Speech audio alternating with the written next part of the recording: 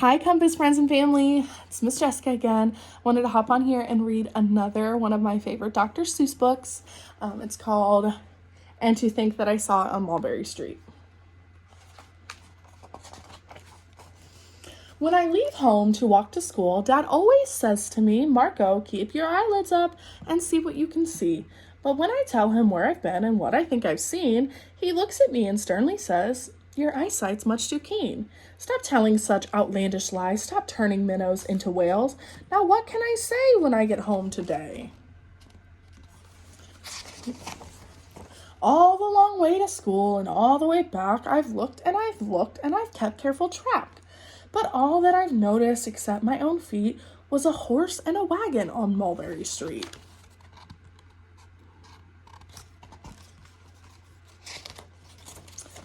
That's nothing to tell of. That won't do. Of course, just a broken down wagon that's drawn by a horse. That can't be my story. That's only a start. I'll say that a zebra was pulling that cart. And that is a story that no one can beat when I say that I saw it on Mulberry Street.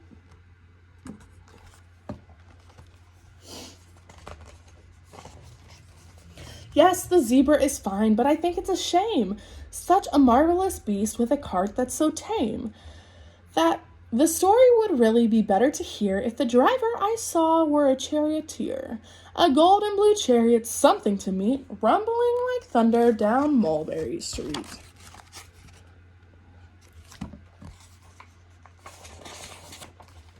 No, it won't do at all. A zebra's too small.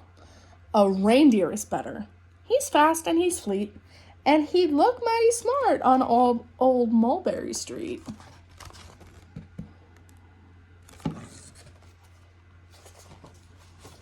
Hold on a minute, there's something wrong. A reindeer hates the way it feels to pull a thing that runs on wheels. He'd be much happier instead if he could pull a fancy sled.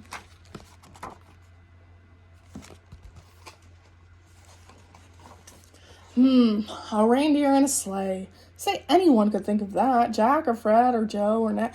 Say even Jane could think of that. But it isn't too late to make one little change. A sleigh and an elephant.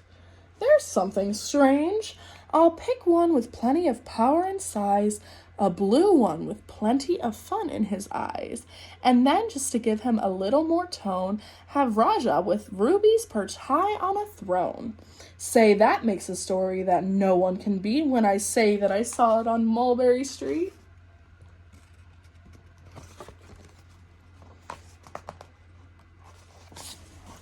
But now I don't know, it still doesn't seem right. An elephant pulling a thing that's so light would whip it around in the air like a kite. But he'd look simply grand with a great big brass band.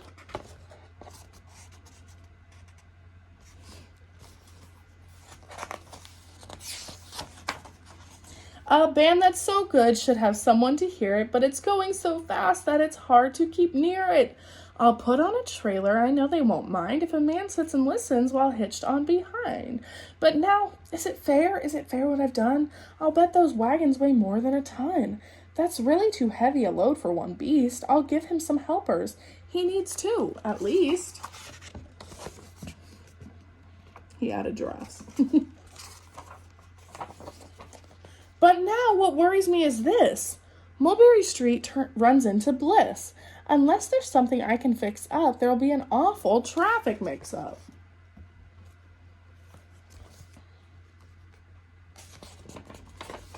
It takes police to do the trick, to guide them through where traffic's thick. It takes police to do the trick. They'll never crash now. They'll race at a top speed with Sergeant Mulvaney himself in the lead.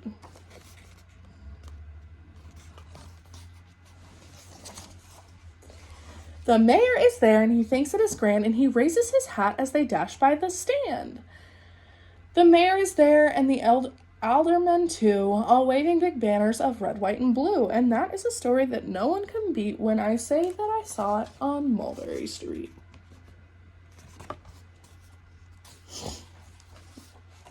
With a roar of its motor, an airplane appears and dumps out confetti while everyone cheers.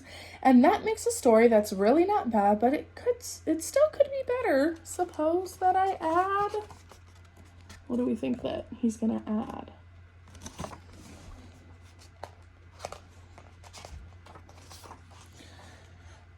A Chinese boy who eats with sticks, a big magician doing tricks, a 10-foot beard that needs a comb. No time for more, I'm almost home.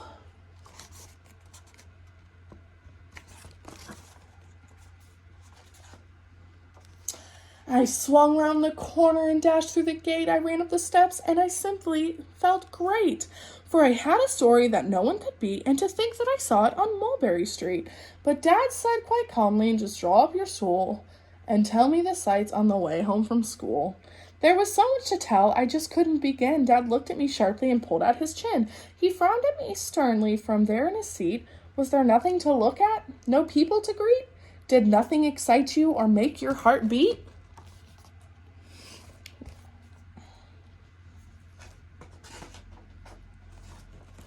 Nothing, I said, growing red as a beet, but a plain horse and wagon on Mulberry Street. All right, guys, I hope you have a great night. See you soon.